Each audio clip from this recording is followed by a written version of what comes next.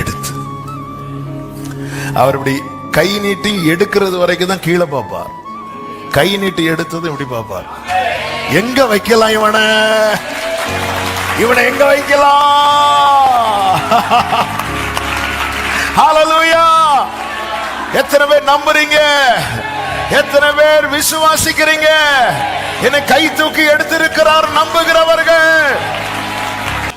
கர்த்தர் தூக்கிட்டார்னா சிலது விடுபடும், சிலது விடுபடும். சிலது இன்னும் விடுபடாததுனால நினைச்சது மாதிரி கர்த்தருக்கு ஒன்ன உருவாக்க முடியல. என கேட்கிற உள்ளமே சிலதை விட்டு இந்த காரியங்களை விட்டு இருக்கிறேன். எப்படி விட்டேன்னு என்ன கேட்டா சொல்லுவேன், என்ன அவர் தூக்குனதுல அத்துச்சு. என் வாழ்க்கையில சில காரியங்களை விடவே முடியாதுன்னு நினைச்சேன். ஆனா எப்பொழுது நான் உதவியற்ற நிலையிலே அவரை நோக்கி கூப்பிட்டேனோ, அவர் என்னை தூக்கின போது அது எல்லாமே விட்டு போயிட்டு. உங்களுக்கான நற்செய்தி, சில காரியங்களை விட முடியாம கண்ணீரோடு யாராவது இருக்கிறீர்கள் என்றால், உதவியற்ற கூப்பிடுகிற எளியவனை விடுவிக்கிறவர் நோக்கி கூப்பிடும் போது உங்களுக்கு விடுதலையை தருகிறார், விடுதலையை தருகிறார், விடுதலையை தருகிறார். விலகாத பிரியாத சமூகமே. 107:41. எளியவனையோ சிறுமையினின்று எடுத்து உயர்ந்த அடைக்கலத்திலே வைத்து அவன் வம்சங்களை மந்தையை போலாக்குகிறார். கரங்களை உயர்த்தி ஆமென் சொல்லுங்க பார்க்கலாம். எளியவனையோ சிறுமையினின்று எடுத்து உயர்ந்த அடைக்கலத்திலே வைத்து அவன் வம்சங்களை மந்தையை போலாக்குகிறார். உதவியற்ற நிலையிலிருந்து உதவிக்காக ஏக்கத்தோடு பார்க்கிற ஒவ்வொருவரையும் தான் கர்த்தர் எளியவன் என்று சொல்லுகிறார். அவர்கள் இருக்கிற அனுபவம் தான் சிறுமை என்று சொல்லுகிறார். எளியவனை இந்த உலகம் மறக்கும், ஆனால் கர்த்தர் எளியவனை என்றென்றைக்கு மறக்க மாட்டார். சிறுமையானவனுக்கு, சிறுமைப்பட்டவனை தூக்கிவிட எல்லா கைகளும் நீட்ட தயங்கும். ஆனால் கர்த்தர் சொல்லுகிறார், எளியவனை சிறுமையினின்று எடுத்து, எளியவனை சிறுமையினின்று எடுத்து உயர்ந்த அடைக்கலத்தில். இந்த ரெண்டையும் வச்சு பார்க்கணும். சிறுமை என்பது மிகவும் தாழ்வான அனுபவம். ஆனா கர்த்தர் எடுத்துட்டார்னா, ஒருத்தனை எடுத்துட்டார்னா அவனை எங்க வைப்பார் தெரியுமா? ஹல்லேலூயா! எம்மை உயர்ந்த ஸ்தானங்கள் மேல் வைத்து வைத்ததும் நீரல்லவோ. எம்மை வைத்து வைத்தது வைத்து கண்மலை தேனும் கண்மலை தேனும் வடியும் எண்ணையோ தருவ. சங்கீதம் 72:12 இப்படி சொல்லப்பட்டிருக்கிறது, கூப்பிடுகிற எளியவனையும் உதவியற்ற சிறுமையானவனையும் அவர் விடுவிப்பார். கூப்பிடுகிற யார் அவர் அப்படின்னு சொல்லிட்டு அதற்கு முந்தின வசனத்தில் இப்படி சொல்லப்பட்டிருக்கிறது, சகல ராஜாக்களும் அவரை பணிந்து கொள்வார்கள். இப்ப அவரை சுற்றி யார் நிக்கிறாங்க? சத்தமா சொல்லுங்க, இன்னும் சத்தமா சொல்லுங்க. பக்கத்தில் இருக்கவங்க கையை பிடிச்சிட்டு சொல்லுங்க. பறந்து போகிறது அந்த தூக்கம். ஆமென். அதாவது ராஜாக்கள் அவரை சுத்தி நின்று வணங்கும் போது எளியவனுடைய கூப்பிடுதல் என்பது மற்றவர்களுக்கெல்லாம் தொந்தரவா இருக்கும். ஏன்னா சுத்தி யார் நிக்கிறாங்க? ராஜாக்கள் நிக்கிறாங்க. ராஜாக்கள், அதிகாரத்தை உடையவர்கள். ஐஸ்வர்யத்தை உடையவர்கள், ஆளுமை உடையவர்கள் சுத்தி நின்று வணங்கும் போது ஒரு ஓரத்திலிருந்து ஐயா அம்மான்னு கூட யார் இந்த நேரத்துல அப்படிதான் தோணும்.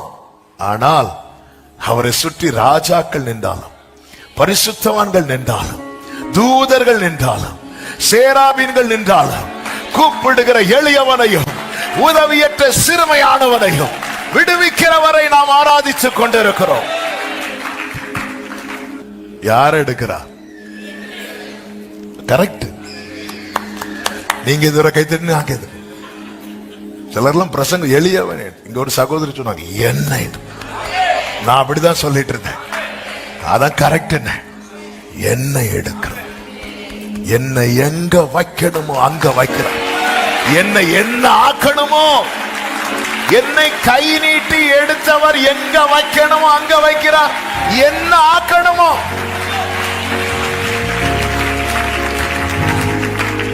சொல்லுங்க. எடுக்கிறார்.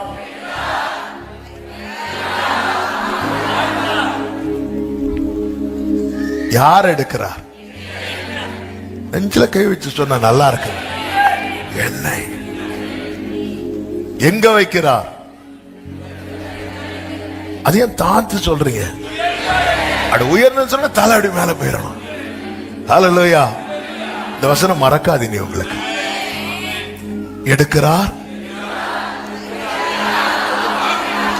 ஆமா, நம்ம எடுத்து வைக்கிறது மாதிரி கிடையாது. இதா கடைசி பாயிண்ட் சொன்னா பைபிள் எடுப்போம், வைப்போம், ஆக்குவோம். அப்படி இல்ல, அந்த ஆக்கு இல்ல. ஹல்லேலூயா. எளியவனை சிறுமை என்று எடுத்து அவர் இப்படி கை நீட்டி எடுக்கிறது வரைக்கும் தான் கீழே பார்ப்பார். கை நீட்டி எடுத்தது இப்படி பார்ப்பார். எங்க வைக்கலாம் இவனை? இவனை எங்க வைக்கலாம்? ஹல்லேலூயா. எத்தனை பேர் நம்புறீங்க? எத்தனை பேர் விசுவாசிக்கிறீங்க? என்னை கை தூக்கி எடுத்திருக்கிறார் நம்புகிறவர்கள் நல்ல கவனிங்க. அவன் வம்சங்களை மந்தையை போல் ஆக்குகிறார். அவர் உருவாக்குகிறார். அப்போ தேவனால் கை நீட்டி எடுக்கப்பட்டவன் உருவாக்கப்படும் வரைக்கும் அவன் எங்கே வைக்கப்படுவான் தெரியுமா? வல்லோரின் கரத்தில் வர. என்ன அழகா எழுதியிருக்காங்க. ஹல்லேலூயா. உன்னை என் உள்ளங்கையில வரைந்திருக்கிறேன். ஆமே. உன்னை உள்ளுடைய அதெல்லாம் பொல்லோனின் பொறாமைகளும் மறைவான சதி பலவும். நிறைய சதி நடக்கும். வல்லோனின் கரத்தினில் வரைபடமாயுள்ள. நாம் எடுக்கப்பட்டதை நினைக்கணும். அவர் எடுத்து வைத்து ஆக்குகிறார். நான் மீண்டும் சொல்லுகிறேன், ஏற்ற காலத்தில் அவர் உங்களை உயர்த்தும்படிக்கு அவருடைய பலத்த கைக்குள்ளே. தாவீதுனுடைய வாழ்க்கையை வைத்து இந்த 3 அனுபவங்களை வேகமாய் சொல்லி, எல்லாம் தெரிந்த வார்த்தைகள், வேத பகுதிகளானாலும் இந்த நாளிலே கர்த்தர் இந்த வார்த்தையை நமக்கு தந்திருக்கிறபடியினாலே நான் நம்புகிறேன் இது நம்முடைய வாழ்க்கையோடு ஒத்து வரும். கர்த்தர் நம்மோடு கூட பேசி கொண்டிருக்கிறார். எத்தனை பேர் நம்புறீங்க? வசனமாய் கேட்கிறவர்கள் இருந்து வசனமாய் கேளுங்கள். பிரசங்கமாய் கேட்கிறவர்கள் இருந்து பிரசங்கமாய் கேளுங்கள். அல்லது கர்த்தர் என்னோடு ஏதோ பேசிக்கொண்டே இருக்கிறார், எனக்கு செய்ய போகிறதை செய்து கொண்டிருப்பதை சொல்லிக் கொண்டிருக்கிறார் என்கிற உணர்வோடு கேட்கிறவர்களுக்காக நான் ஆண்டவரை ஸ்தோத்திரிக்கிறேன். அவர்கள் உருவாக்கப்பட்டு கொண்டே இருக்கிறார்கள். ஆமென் சொல்லுங்க பார்க்கலாம். கர்த்தர் ஆசீர்வதிப்பாராக. எடுத்தார், எடுக்கிறார். ஆமென். ஒரு விஷயம் கூட சத்தமா பக்கத்துல பார்த்து சொல்லுங்க. சில சும்மா இருக்கிறீங்க, விட மாட்டேன். ஹல்லேலூயா. ஆமென். ஹல்லேலூயா. கர்த்தர் உங்களை ஆசீர்வதிப்பாராக. தாவீதின் இந்த 3 அனுபவத்தை சொல்லி நான் செபிக்க விரும்புகிறேன். சங்கீதம் 78:70 இப்படி சொல்லப்பட்டிருக்கிறது. வாசியுங்கள். சங்கீதம் 78:70. தம்முடைய தாசனாகிய தாவீதை தெரிந்து கொண்டு ஆட்டு தொழுவங்களில் இருந்து அவனை எடுத்தார். கர்த்தர் யாரை எடுப்பார்? உங்களதான். இனி நம்ம செய்திக்குள்ள வரும். கரெக்டா அடிக்கிறீங்க. யாரோ சொல்றீங்க, கர்த்தர் யாரை தெரிந்து கொண்டாரோ அவனை எடுப்பார். இந்த வார்த்தை இன்னும் கொஞ்சம் கூட அழகாய் ஆழமாய் 2 சாமுவேல் 7வது அதிகாரம் 8வது வசனத்திலே கர்த்தர் இப்படி சொல்லுகிறார். தாவீதை நோக்கி, சேனைகளின் கர்த்தர் சொல்லுகிறது என்னவென்றால், நீ இஸ்ரவேல் என்கிற என் ஜனங்களுக்கு அதிபதியாய் இருக்கும்படி ஆடுகளின் பின்னே நடந்த உன்னை நான் ஆட்டு மந்தையை விட்டு எடுத்து, சொல்லுங்க,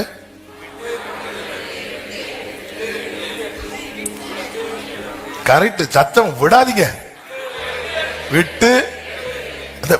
சிலதை விட கொஞ்சம் கஷ்டமா இருக்கு. கர்த்தர் தூக்கிட்டார்னா சிலது விடுபடும், சிலது இன்னும் விடுபடாததுனால நினைச்சது மாதிரி கர்த்தருக்கு ஒன்ன உருவாக்க முடியல. என கேட்கிற உள்ளமே சிலதை விட்டு, ஹல்லேலூயா ஹல்லேலூயா, விட்டு எடுத்து பேதுருவை கூப்பிடும் போது அவர்கள் படகை வலையும் விட்டு இல்ல, விட்டு விட்டு விட்டு. கர்த்தர் ஒருத்தனை, என்ன இதை எதுக்கு இதை சொல்றேன்? கர்த்தர் ஒருவனை எடுக்கிறார்னு வைங்கள, கர்த்தர் ஒருவனை தூக்கிட்டார்னு வைங்கள, அவனுடைய முந்தினவைகள் நினைக்கப்படுவதில்லை. பழையன ஒளிந்தன, எல்லாம் புதிதாயின. அப்போ ஒருவனை கர்த்தர் தெரிந்தெடுக்கும் போதே அவர் இந்த வார்த்தை கவனித்தீர்களா?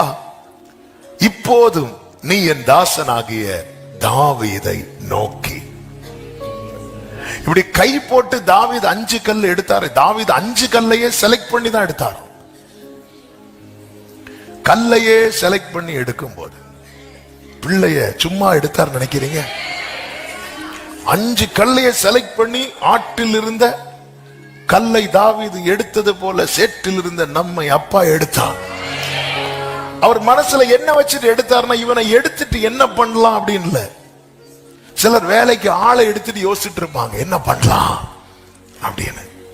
அப்படி இல்ல, நீ இஸ்ரவேல் என்கிற என் ஜனங்களுக்கு அதிபதியா இருக்கும்படி. அவ்வளவு திட்டமும் எங்க இருக்கு அப்படின்னா, அவர் சிந்தையில இருக்கு. அவருடைய அந்த அவர் மைண்ட்ல இருக்கிற காரியம் யார் மேல் நிறைவேற்றப்பட வேண்டுமோ அவர்கள் அவர் கையில. நான் அவர் கையில, என் காலம் அவர் மனதில. அதிபதியாய் இருக்கும்படி ஆடுகளின் பின்னே நடந்த உன்னை நான் ஆட்டு மந்தையை விட்டு. வரும்போதே 2 ஆடும் சேர்ந்து வந்து, அப்படி இல்ல, ஹல்லேலூயா, போகும்போதே அப்படியே கட்டிட்டு. இது என்னது? இல்ல, எதுக்கும் ராகேல மாதிரி ஒன்னு எடுத்து உள்ள வச்சிரும். ஒருவேளை இந்த மனுஷனை நம்பவும் வழி இல்ல, அப்படி இல்ல, விட்டு. ஆண்டவர் சில காரியங்கள் எல்லாம் நம்ம விட்டோம் தெரியுமா? நம்ம பயங்கர ஸ்ட்ராங்கா இருந்து விட்டோம் நினைக்கிறீங்க? நான் சில காரியங்களை விட்டு இருக்கிறேன். எப்படி விட்டேன்னு என்ன கேட்டா சொல்லுவேன், என்ன அவர் தூக்குனதுல அத்துச்சு. என் வாழ்க்கையில சில காரியங்களை விடவே முடியாதுன்னு நினைச்சேன்.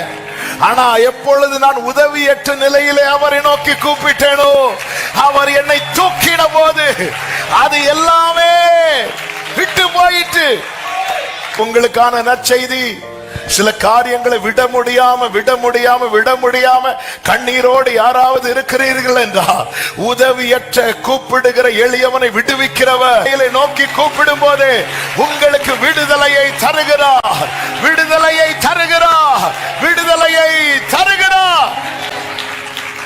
அதனால எனக்கு அதை விட முடியலன்னு சொல்லிட்டு இருக்காம, நீ எளியவன் என்பதை மறக்காத. எனக்கு உதவி தேவை.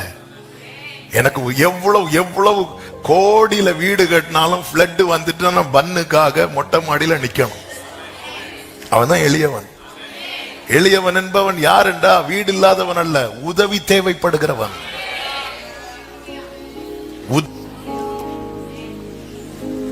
ரட்சிக்கப்பட்ட ஒவ்வொரு தேவ பிள்ளையும் இந்த வார்த்தையை இருக பிடித்துக் கொள்ள வேண்டும். என்னை கர்த்தர் கை நீட்டினதுல நான் மாட்டினதல்ல. இந்த பாத்திரத்துல எல்லாம், அந்த பாட்டில் எல்லாம் முட்டாய் இதெல்லாம் போட்டிருப்பாங்க. அப்ப கை நீட்டும் போது சிலது மாட்டும், சிலதெல்லாம் அப்படி மாட்டும். கை நீட்டி அப்படி மாட்டின கூட்டம் கிடையாது. நாம அப்படிலாம் நம்ம மாட்ட மாட்டோம். அவ்வளவு மாட்டுவீங்க நீங்க? நல்லா மாட்டுவோம், நல்லா மாட்ட மாட்டோம். ஆமென். தெரிந்து ஆண்டவர் சொல்லுகிறார் 1 சாமுவேல் 16:1 ஆமென். என்ன சொல்லுகிறார்? சாமுவேலை நோக்கி, எஸ், இஸ்ரவேலின் மேல் ராஜாவாய் இராதபடி நான் புறக்கணித்து தள்ளின சவுலுக்காக நீ எந்த மட்டும் துக்கித்திரு. அடுத்த வார்த்தை, நீ உன் கொம்பை தைலத்தால் நிரப்பிக் கொண்டு வா பெத்லெகேமியனாகிய ஈசாயினிடத்துக்கு உன்னை அனுப்புவேன். அவன் குமாரரில் ஒருவனை நான் ராஜாவாக தெரிந்து கொண்டேன். தெளிவா ஆண்டவர் சொல்லிதான் அனுப்புகிறார். பேர் ஏன் சொல்லலன்னு நமக்கு தெரியும். ரீசெண்டா கூட இந்த வார்த்தை எடுத்து பேசணும். ஏன்னா இப்போ அந்த காரியத்தை வெளிப்படுத்தினா பெரிய ஆபத்து வருவதற்கு வாய்ப்பு இருக்கிறது. அதனால பேரை கூட சொல்லல. கொம்பு எடுத்துட்டு போனா, குப்பியில கொண்டு போனா கூட சவுலுக்கு தெரிஞ்சிடும் இதுக்குள்ள என்ன இருக்கு, தைலம் இருக்கு. கடைசியில் அந்த தைலத்தை சாமுவேல் மேல ஊத்துறதுக்கு வாய்ப்பு நிறைய இருக்கு. அதனால கொம்பு எடுத்துட்டு போனார். நேர அங்க வந்து அங்க யார் இருக்கிறா அப்படின்னா, எல்லாரும் இருக்கிறாங்க. தேவன் தெரிந்தெடுத்தவன் அங்க இல்லை. 8 பேரை வச்சுட்டு தாவீது மட்டும் இருந்தா வேற, அந்த சாப்டரே வேற.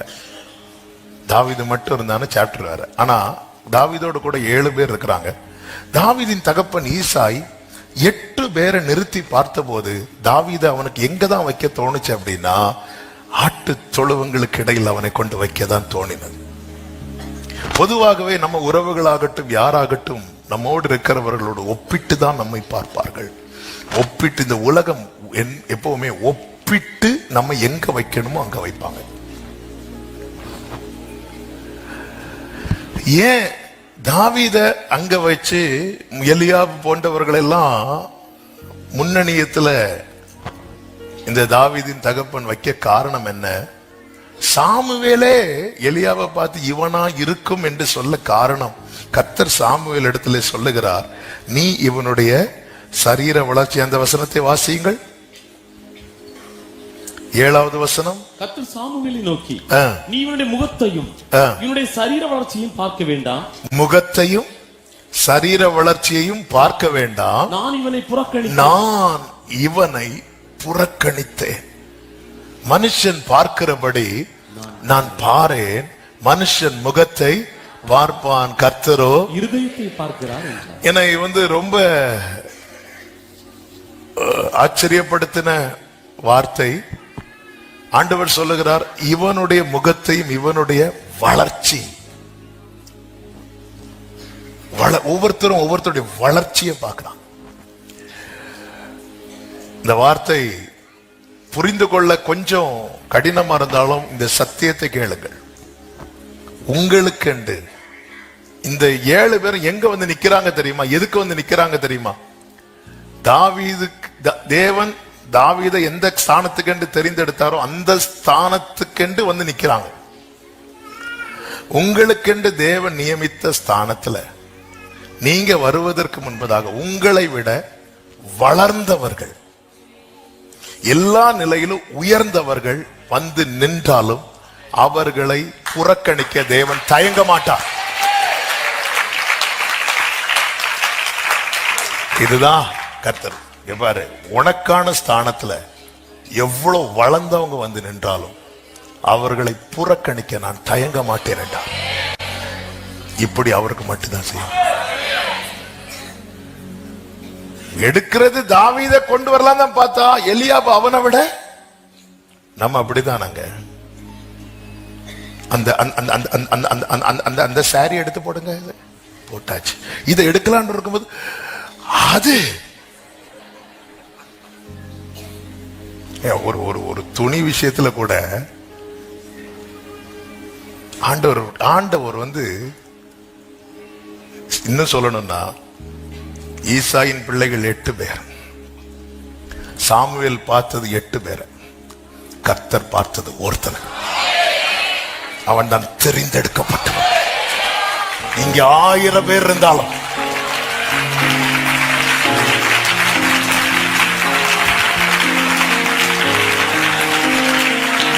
இதான் ஆண்டவர். புரியும் நினைக்கிறேன். நான் எவனை பார்க்காத, பார்த்தவனை பார்த்து பார்க்காத. சாமுவேல், நீ பார்த்தவனை நான் பார்க்க மாட்டேன், நான் பார்த்தவனை நீ பார்க்கணும்.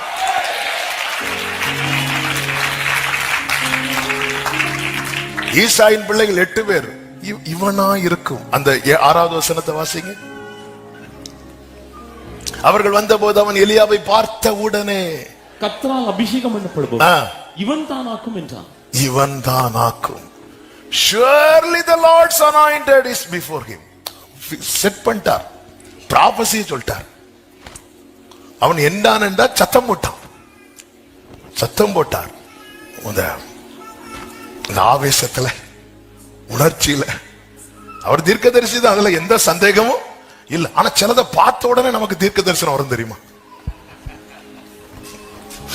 அப்படி வந்து தீர்க்க தரிசனம் இது. உண்மையான தீர்க்க தரிசிகளுக்கும் சிலதை பார்த்த உடனே தீர்க்க தரிசனம் வரும். ஆமே. நம்ம அழுதுட்டு இருந்ததை பார்த்தோன்னு, மகளே உண்மைதான், அப்படி வந்த தீர்க்க தரிசனம் இது. Surely, அதுவும் அடிச்சு சொல்ற, surely the Lord's anointed is before him. கண்டிப்பா இவன் தான் தேவன் அபிஷேகம் பண்ணினவன், இவன் தான் சொன்னதும் ஆண்டவர். இவன் இல்ல, இவனை பார்க்கவே பார்க்காத. நான் ஒருத்தனை பார்த்து வச்சிருக்கிறேன். ஆண்டவரை, ஈசாயின் பிள்ளைகள் 8 அல்லவா? கொட்டு. உனக்கு தெரிஞ்சது 8, எனக்கு தெரிஞ்சது 1. பூமியின் கடையாந்திரத்திலிருந்து உன்னை எடுத்து உன்னை அழைத்து வந்து, நீ என் தாசன், நான் உன்னை.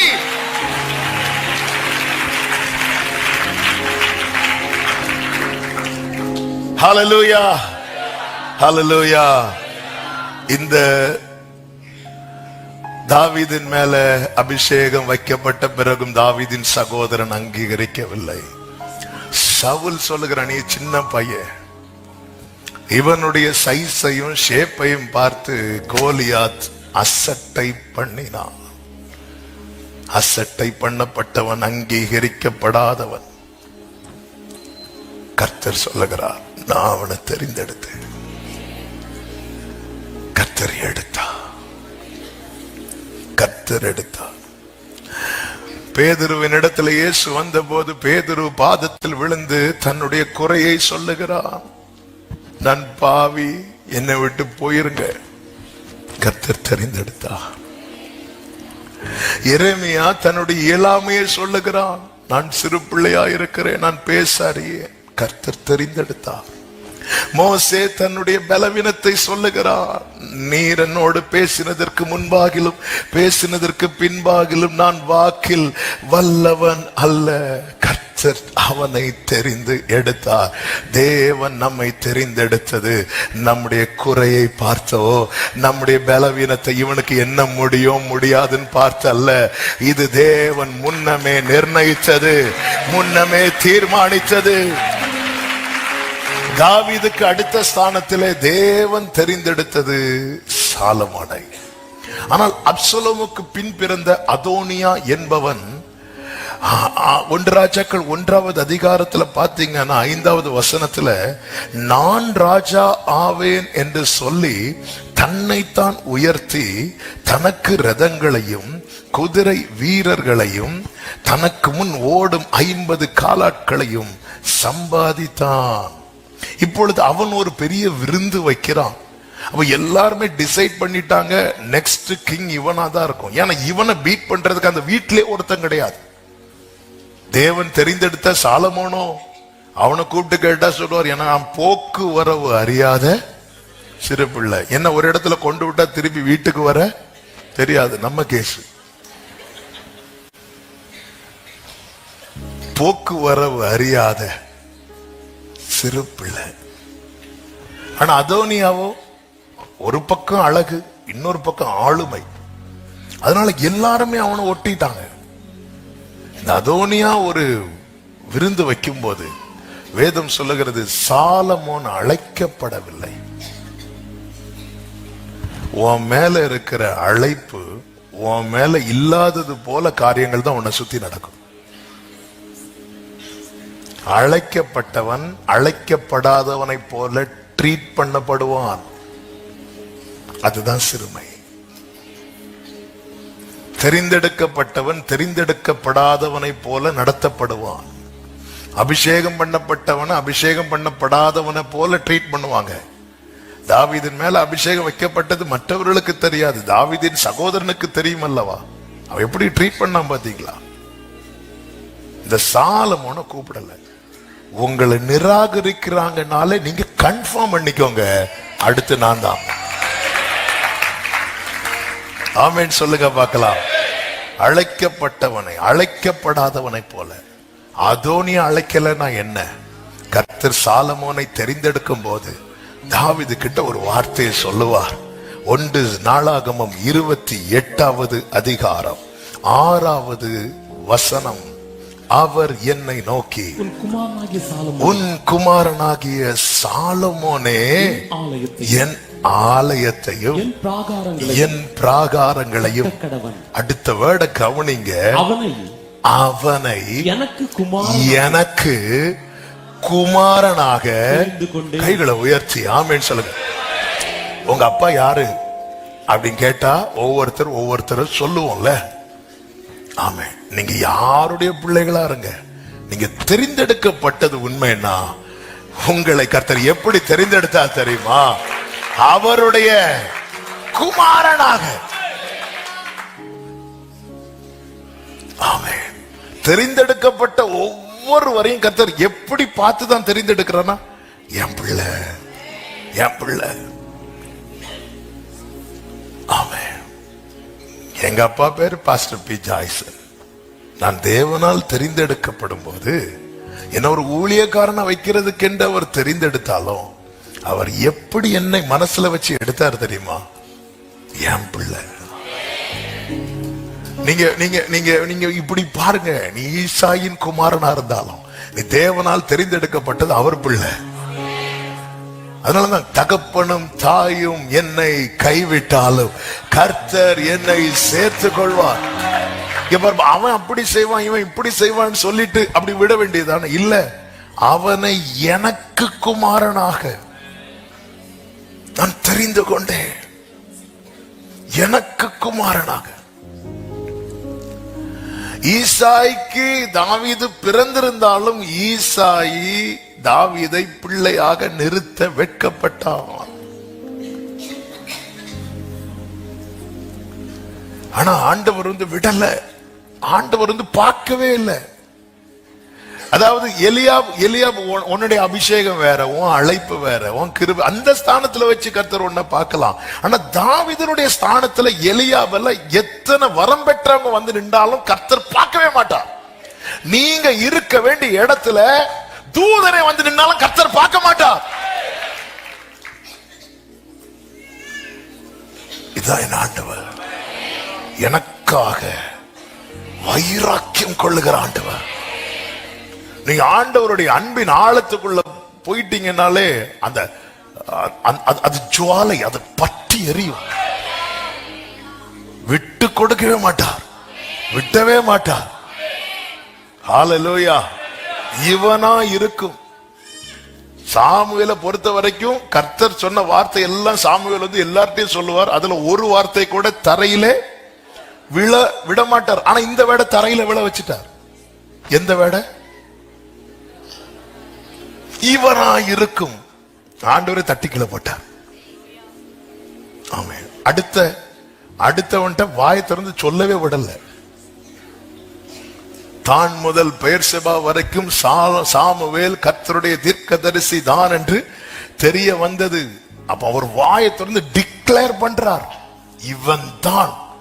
ஆண்டவர் சொன்ன பார்க்கவே இல்லை, நான் இவனை எவன் ஆண்டவர் இவன் தெரியல எனக்கு. அந்த இடத்துல ஒருத்தனை வச்சு நான் பார்த்துட்டேன்.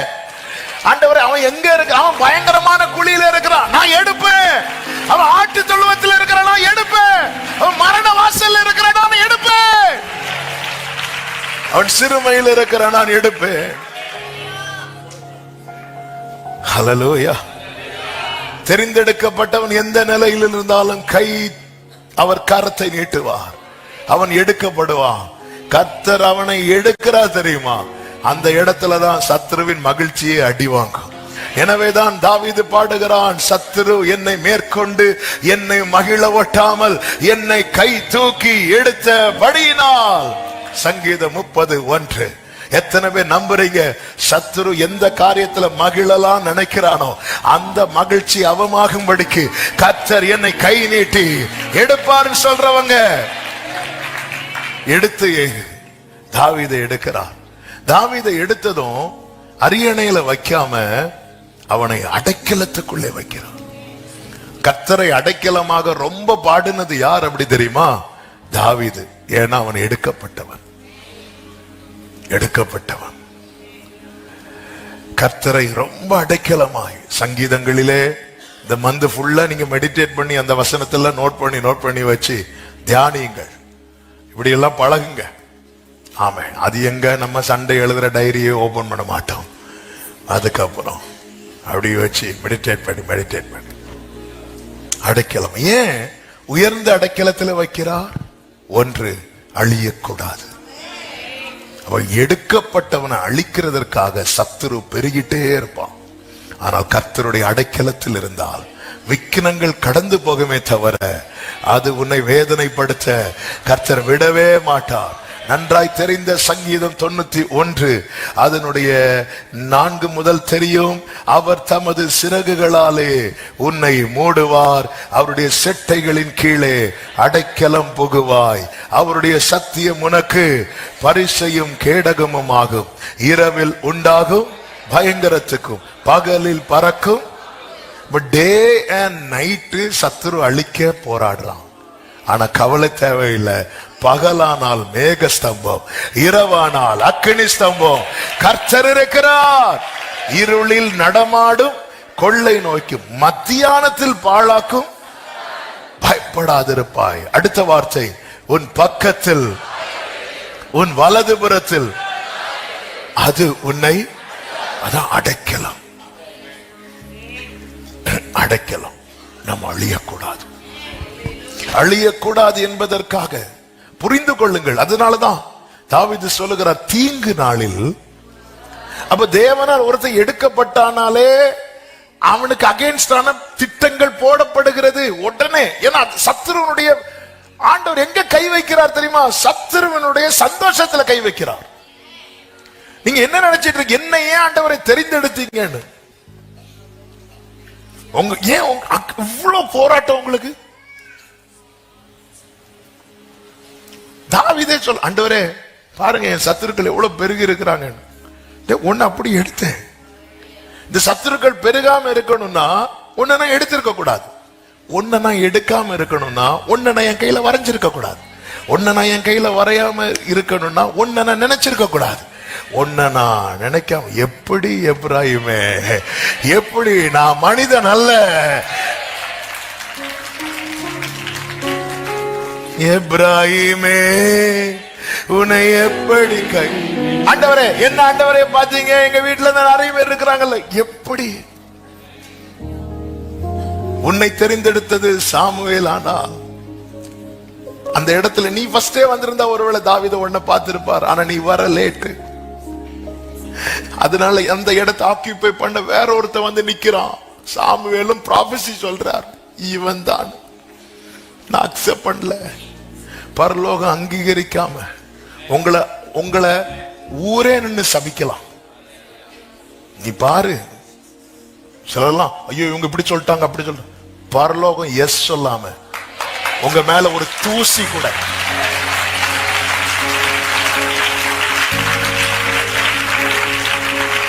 நீ அழியக்கூடாது. இத்தனை காலம் கர்த்தர் எப்படி என்ன ஆக்கினார், எப்படி உயர்த்தி வைத்தார் அதெல்லாம் தெரியாது. ஆனா நிர்மூலமாகாமல் கர்த்தர் காக்கிறார்னு சொல்றவங்க அழியக்கூடாது. சங்கீதம் 62:6 சொல்லப்பட்டிருக்கிறது, அவரே என் கன்மலையும் என் ரட்சிப்பும் என் உயர்ந்த அடைக்கலமானவர், நான் நீ அசைக்கப்படக்கூடாது. நீ உறுதியா இருக்கணும், நீ திடமனதா இருக்கணும். என் ஆத்துமாவே நீ ஏன் திட்டமனதா இருக்கணும்.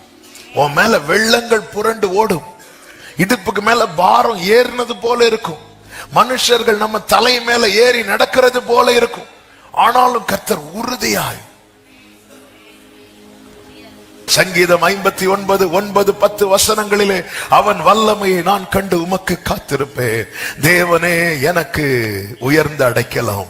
அந்த 59 டைட்டில் வாசிங்க. சவுல் தாவீதை கொல்ல ஏவலாட்களை அனுப்புறான். நீங்க எங்க பார்த்தாலும் அவனை கொல்லுங்க. அவனை கொலை செய்ய தேடுகிறதுக்குன்னு ஒரு கூட்டத்தை கொஞ்ச நாள் அனுப்பினான், பிடிக்கிறதுக்குன்னு ஒரு கூட்டத்தை அனுப்பினான். இப்ப எந்த லெவலுக்கு போயிட்டான்னா கொல்லுறதுக்குன்னு. இது கொலைகார கூட்டம். இவன் பார்த்தா கொல்றதுக்குன்னு அனுப்பினான். அப்ப இங்க தாவீதுடைய நியாயத்தை கேட்க மாட்டான், அவனை பார்த்தாலே அடிக்கணும், பார்த்தாலே வெட்டணும். சிலர்லாம் ஆட்களை அனுப்பி இந்த கொலைகள்லாம் நடக்கும் பார்த்திருக்கீங்களா? இது போல ஒரு ராஜாவே அனுப்புறாரு பாருங்க. யாரு தடுப்பா? நீதி வழங்குற ஸ்தானத்தில் இருக்கிறவன் அவன். அப்பதான் தாவீது சொல்றாரு, தேவனே எனக்கு உயர்ந்த அடைக்கலம் சொல்லிட்டு அடுத்த வார்த்தையில சொல்லுகிறார், என் தேவன் தம்முடைய கிருபையினால் என்னை சந்திப்பார். தேவன் என் சத்துருக்களுக்கு வரும் நீதி சரி கட்டுதலை நான் விழுறத அவன் காணும்படி அல்ல, அவன் விழுவதை நான் காணும்படி. எந்த நம்பிக்கையில சொல்றார் தெரியுமா? அவர் எனக்கு உயர்ந்த. ஏன்னா நான் இருக்கல, அவர் என்னை எடுத்து வைத்திருக்கிறார். நம்பிக்கை இழக்க கூடாது. ஏன் உயர்ந்த அடைக்கலத்தில் வைக்கிறார் தெரியுமா? ஏசாயா 33:16 சொல்லப்பட்டிருக்கிறது, அவன் உயர்ந்த இடங்களில் வாசம் பண்ணுவான், கன்மலைகளின் அரண்கள் உயர்ந்த அடைக்கலமாகும். அடுத்த வார்த்தை, அவன் அப்பம் அவனுக்கு கொடுக்கப்படும்.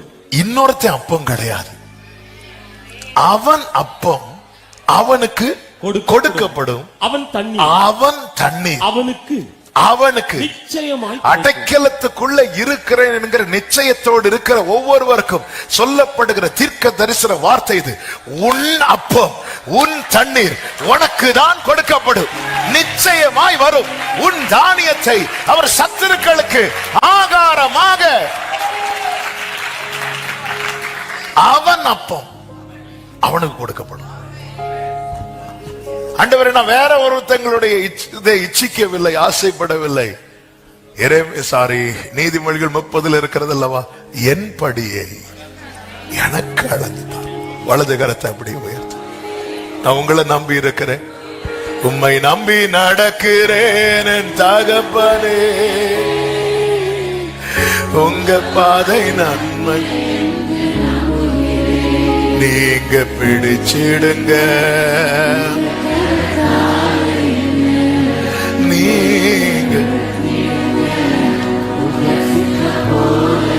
பிரியமானவர்களே, நேரம் போகிறது, இதெல்லாம் நிறைய பேசணும்னு ஆசையா இருக்கு.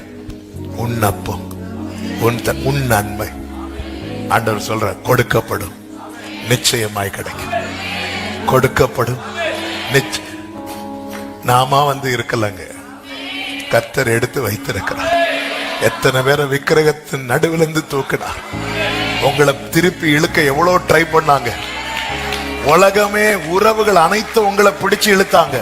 ஆனா அவருடைய ஒத்த கரம் தூக்கினார், தூக்கி அடைக்கலத்துல வச்சிருக்கிறார். இன்னைக்கு இல்ல, இன்னைக்கு உனக்கு கொடுக்கப்படல, இன்னைக்கு உனக்கு கிடைக்கல, கிடைக்குமா? நிச்சயமாய் கிடைக்கும். நான் கர்த்தருடைய நாமத்தினால, கர்த்தருடைய பீடத்திலிருந்து சொல்லுகிறேன், நிச்சயமாய் கிடைக்கும். எத்தனை பேர் ஆமென்? யாருடையதை எடுத்து தர மாட்டான்.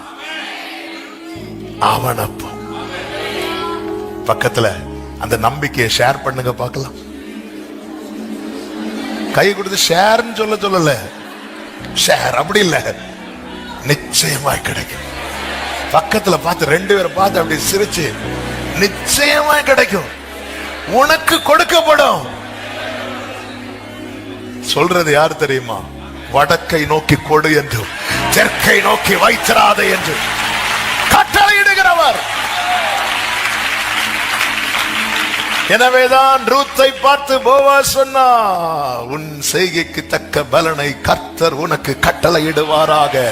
இஸ்ரவேலின் தேவனாகிய கர்த்தருடைய செட்டைகளின் கீழ் அடைக்கலமாய் வந்த உனக்கு எடுக்கிறார், வைக்கிறார், ஆக்குகிறார். வேதம் சொல்லுகிறது 2 சாமுவேல் 3வது அதிகாரம் 1வது வசனம்,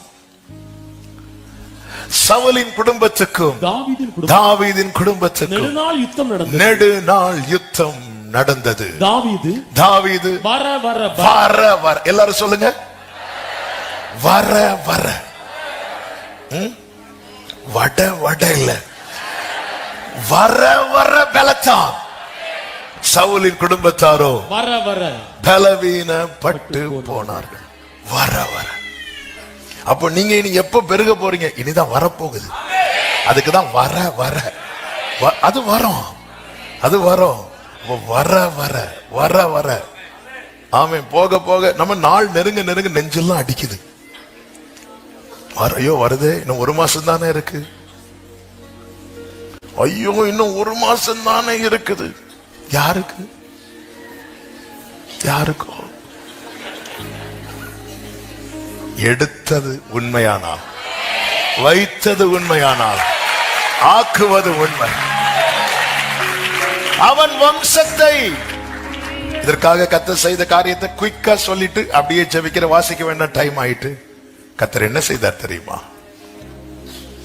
132 சங்கீதம் 17, ஒரு விளக்கை ஆயத்தம் பண்ணுகிறார். விளக்கை ஆயத்தம் பண்றதுன்னா என்ன தெரியுமா? தாவீதோடு முடியாது, அந்த விளக்கு எரிந்துட்டே இருக்கும். அடுத்து சாலமோனா கொண்டு வந்து நிறுத்துவார், ரெகோபயாம கொண்டு வந்து நிறுத்துவார். கடைசியில் அந்த விளக்கு என்னைக்குமே அணையக்கூடாதுன்னு இயேசுவே வந்து நின்னுட்டார். விளக்கை ஆயத்தம் பண்ணுகிறார். சங்கீதம் 18:50, தாவீதுக்கும் அவன் சந்ததிக்கும் சதா காலமும் கிருபை செய்கிறார். தேவன் வம்சத்தை மந்தையை போல் ஆக்கணும்னா விளக்கு அணையக்கூடாது. அணைக்கல, என் தீபத்தை நீர்தான் காப்பாற்றுகிறேன்.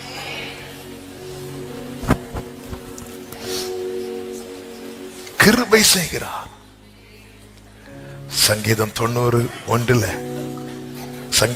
ஏசாயா 37:35 கர்த்தர் சொல்லுகிறார், என் நிமித்தம், என் தாசனாகிய தாவீது நிமித்தம் நான் இந்த நகரத்தை ரட்சிக்கும்படிக்கு இதற்கு ஆதரவாயிருப்பேன். ஆதரவளிக்கிறார். ஹல்லேலூயா. ஆண்டவரை பாத்தீங்களா? ஒன்னு செய்யணும்னா இவன் ஆசீர்வதிக்கப்படணும்னா விளக்கு அணையக்கூடாது. கிருபை சதா காலமும், அதான் நிச்சயமான கிருபை. கிருபை கொடுக்கப்படணும், ஆதரவா இருக்கணும். அது மாத்திரமல்ல, தாவீதின் வம்சம் தானே அடுத்து. அதன் பிறகு எல்லாம் பேசப்படுகிறதெல்லாம் தாவீதை வைத்துதானே. அதை தான் கர்த்தர் சொல்லுகிறார், உன் சந்ததியின் மேல் என் ஆவியையும் உன் சந்தானத்தின் மேல் என் ஆசீர்வாதத்தையும் ஊற்றுவேன். ஏசாயா 26:15 சொல்லப்பட்டிருக்கிறது, இந்த ஜாதியை பெருக பண்ணினீர். கர்த்தாவே, இந்த ஜாதியை பெருக பண்ணினீர், நீர் மகிமைப்பட்டீர். தேசத்தின் எல்லை எல்லாவற்றையும் நெடுந்தூரத்தில் தள்ளி வைத்தீர். கர்த்தர் எடுத்தார், கர்த்தர் வைத்தார், கர்த்தர் ஆக்கினார். அது மாத்திரமல்ல, அது இன்னும் பெருகும்படி, இன்னும் வளரும்படி, எல்லாவற்றுக்கும் மேலாக கர்த்தருக்கு முன்பாய் நிற்கும்படி கர்த்தர் பாராட்டின மாபெரும் தயவு என்ன தெரியுமா? சகரியாவின் புஸ்தகம் 13வது அதிகாரம் அதனுடைய 1வது வசனத்தை வாசிக்க கேட்கலாம். அந்நாளிலே பாவத்தையும் அழுக்கையும் நீக்க தாவீதின் குடும்பத்தார் எருசலேமின் குடிகளுக்கும் திறக்கப்பட்ட ஒரு ஊற்று உண்டாயிருக்கும். இல்லைன்னா அந்த பாவமும் அழுக்கும் விளக்க அணைச்சிரும். திறக்கப்பட்டத ஊற்று திறக்கப்பட்டது. அதிலிருந்து வந்த அந்த ரத்தம் இன்னைக்கு நம்ம விளக்கு அணையாம இருக்க காரணம் அந்த திறக்கப்பட்ட ஊற்று. இயேசுவின் மார்பிலே குத்தின போது அதிலிருந்து ரத்தம் வந்துச்சு, அடுத்து தண்ணீர் வந்துச்சு. இது சுத்திகரிப்பையும் மறுபடியும் ஜெனிப்பிக்கப்படுகிற அனுபவத்தையும் காண்பிக்கிறது. இல்லை என்றால் இந்த விளக்கு அணைஞ்சிரும், கிருபை அற்று போயிரும், ஆதரவு கோல் முறிக்கப்படும். இத 3 நினைச்சு கூட பார்க்க முடியாது.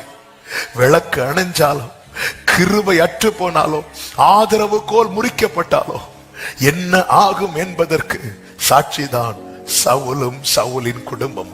சவுல் மோசமானவன், யோனத்தான் நல்லவன் அல்லவா? ஆனா கிருபை இல்லைன்னா எவ்வளவு நல்லவனா இருந்தாலும் நோயோஸ். கிருபை இல்லைன்னா எவ்வளவு நல்லவனா இருந்தாலும் விளக்கு அணைஞ்சிடும். கிருபை இல்லைன்னா ஆதரவு கோல் முறிக்கப்பட்டால் பாதி வழியில யாரோ அம்பு விடுவாங்க.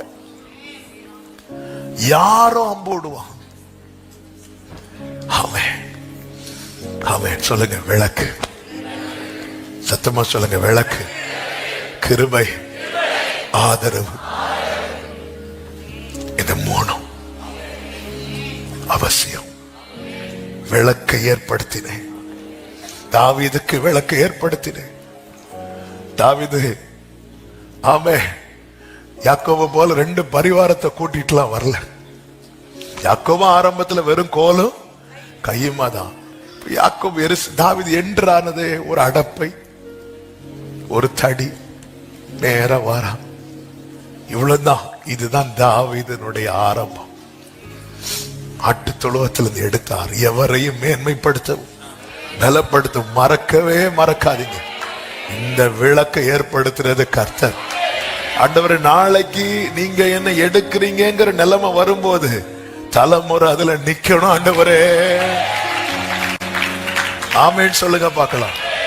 விளக்கு, கிருபை, ஆதரவு, இது 3 அங்கிருந்து வரலன்னா நீ சவுலா இருந்தாலும் யோனத்தானா இருந்தாலும் முடியாது. ஹல்லேலூயா.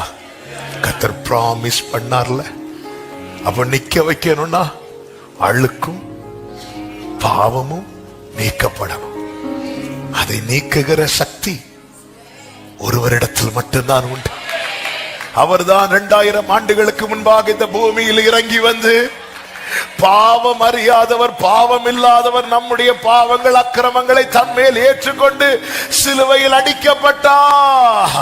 அங்கே திறக்கப்பட்ட ஊற்றிலிருந்து வெளிப்பட்ட இரத்தத்தினாலே நாம் பாவமற கழுவப்பட்டு இன்றும் இந்த தீபம் எரிந்து கொண்டிருக்கிறது.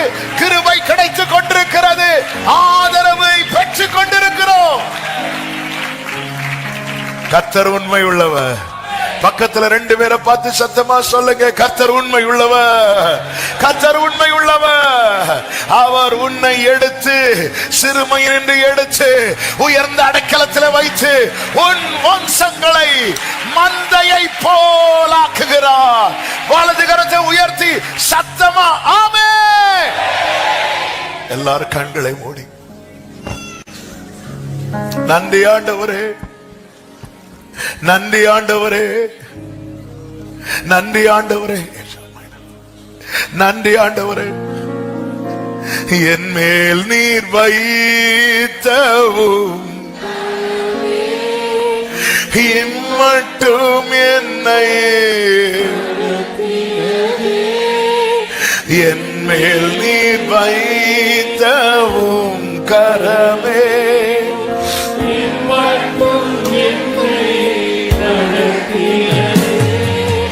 ஒன்றுமில்லா.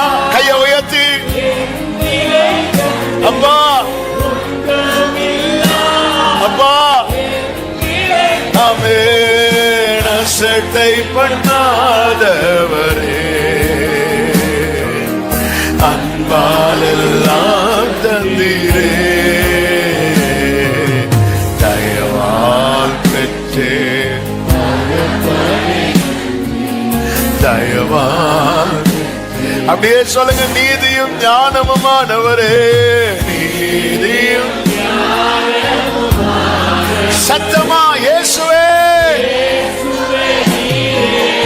ஆதரவே,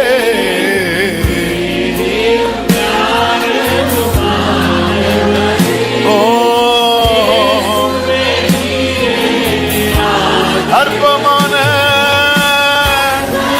எளியவனை சிறுமையினின்று எடுத்து உயர்ந்த அடைக்கலத்தில் வைத்து அவன் வம்சங்களை மந்தையை போலாக்குவார். ஆமென். அசட்டை பண்ணாதவரே, அன்பால் எல்லாம் தந்து தயவால் பெற்றே, தயவால் பெற்றே.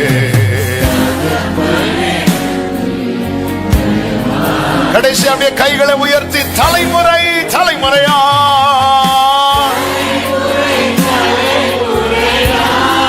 அடைக்கலமே அவன் வம்சங்களை மந்தையை போலாக்குகிறார். எங்கள் பரிசுத்த தெய்வமே, தலைமுறை தலைமுறையா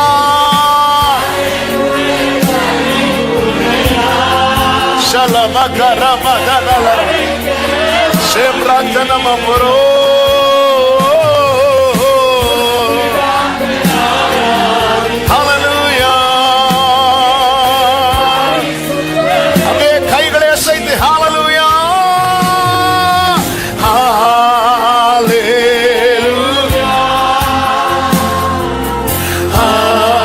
ஹalleluya.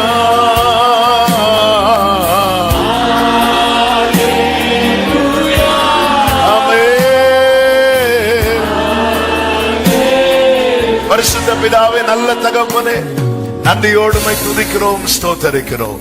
நீர் தந்த ஜீவனுள்ள தீர்க்க தரிசனமான வார்த்தைக்காக ஸ்தோத்திரம்.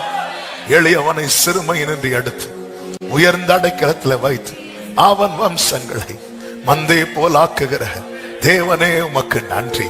இந்த வார்த்தை ஒவ்வொருவர் மேல விசுவாசத்தினால உம்முடைய நாமத்தினாலே விதைக்கிறேன். அப்படியே ஆசீர்வதியும். இந்த மாதம் ஒவ்வொருவருக்கு நன்மையாய் ஆசீர்வாதமாய் இருக்க கர்த்தர் கிருபை செய்யும். தாழ்த்துகிறோம். மகிமை அனைத்தும் ஒருவருக்கே செலுத்துகிறோம்.